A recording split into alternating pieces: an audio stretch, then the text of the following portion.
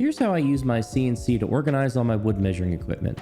I started out by laying them out on the table in the way that I wanted, then I used some digital calipers to take accurate measurements of all the tools.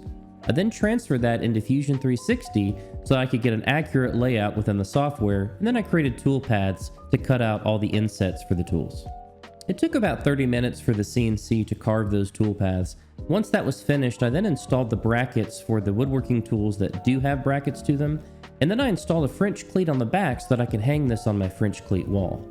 Now this panel is pretty big, so I had to clear space on my French cleat wall to allow this to fit, and once it was up, I started to put all the tools in their new home.